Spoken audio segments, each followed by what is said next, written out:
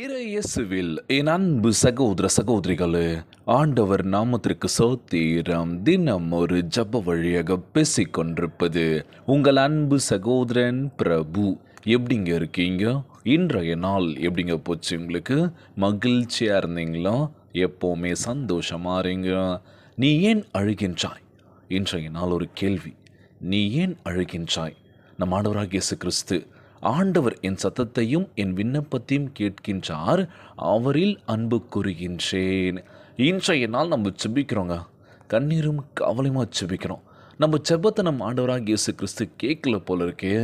என் செபத்தை கேட்பாரா கேட்க மாட்டாரா ஒரு கேள்வி இருக்கும்ல. நிச்சயமாய் நம் விண்ணப்பங்களுக்கு பதிலளிக்க போகின்றார். ஆண்டவர் நமக்கு பதில் கொடுக்கவில்லையே என்று நீங்கள் கலங்க வேண்டாம். அவரை நேசிப்பதற்கு முன்பாகவே அவர் நம்மளை நேசிக்கின்றார். நம்ம ஜெபத்தை அவர் முன்னாடியே கேட்டு தெரிஞ்சிருக்காருங்க.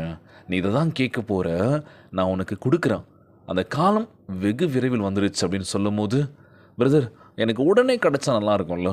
நான் ஜெப விண்ணப்பத்தில் கேட்குற விஷயம் இது தான். எந்த கஷ்டமும் இருக்கக்கூடாது, நோய் நொடி இல்லாத ஒரு வாழ்க்கையை கொடுங்கப்பான்னு சொல்லி தான் கேட்குறேன். ஆனால் அதை விட பெரிய ஜெப விண்ணப்பம் என்ன தெரியுமா? கடன் சுமைகள் அதிகமாகிடுச்சு ஆண்டவரே. கடன்காரங்கெல்லாம் வீட்டாண்ட வந்து கத்துறதும் சண்டை போடுறதுமா இருக்கும்போது எனக்கு ரொம்ப கவலையாக இருக்குன்னு சொல்லி ஒவ்வொரு நாள் செப்பத்தில் கேட்குறோம்ல.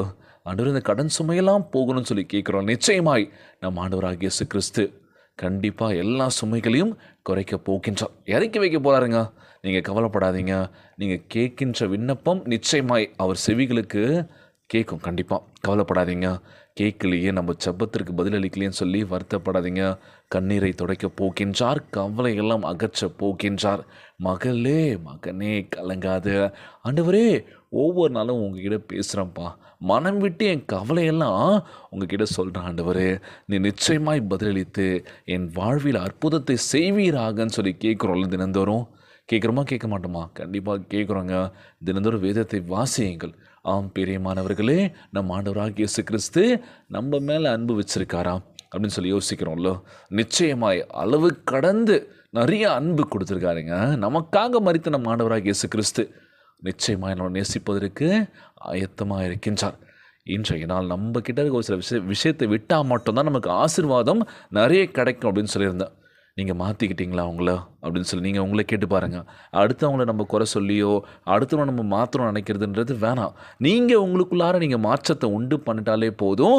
அடுத்தவங்க நம்மளை பார்த்தே அரடா என்னடா இது இப்படி இருந்தாங்க இப்போ இப்படி மாறிட்டாங்களேன்னு சொல்லி அவங்க என்ன பண்ணுவாங்க? அவங்களும் மாற ஆரம்பிப்பாங்க.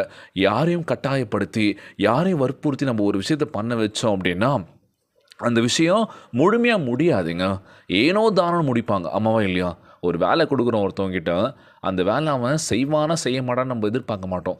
ஏதோ கொடுக்கலாம் பார்த்துக்கலாம் அவன் செய்யட்டும் அப்படின்னு சொல்லி நம்ம என்ன பண்ணுறோம்? தள்ளுறோம், திணிக்கிறோம் அவன் மேலே. அவன் என்ன பண்ணுவான்? ஏனோ தானோன்னு முடிப்பான்.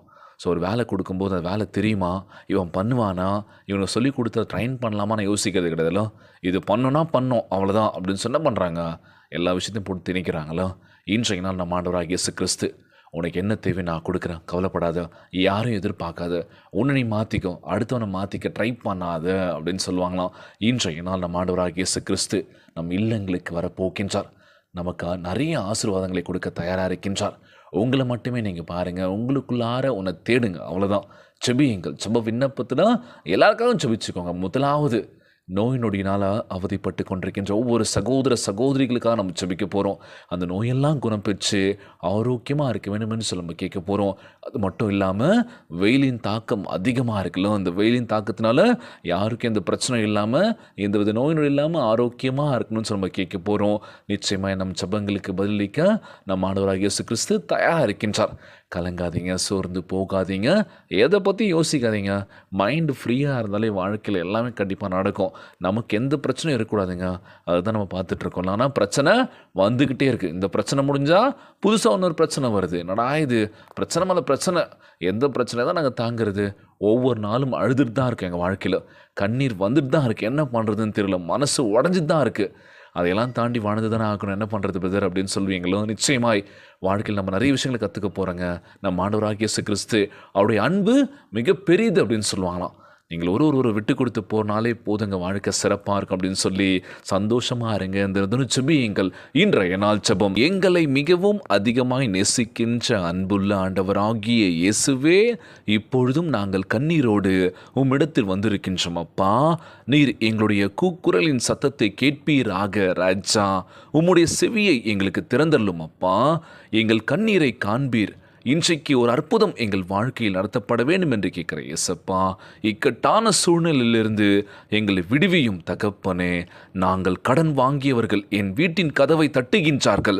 எங்களுடைய கடனை திரும்ப செலுத்தும்படியாக ஒரு அற்புதம், அதிசயம் எங்கள் வாழ்வில் நடத்தப்பட வேண்டும் என்று கேட்கிறோம்ப்பா. எங்கள் கூக்குரலின் சத்தத்தை கேட்டு பிசாசின் பிடியில் இருந்தும் பொல்லாத மனிதர்களிடமும் எங்களை விடுவிப்பீராக.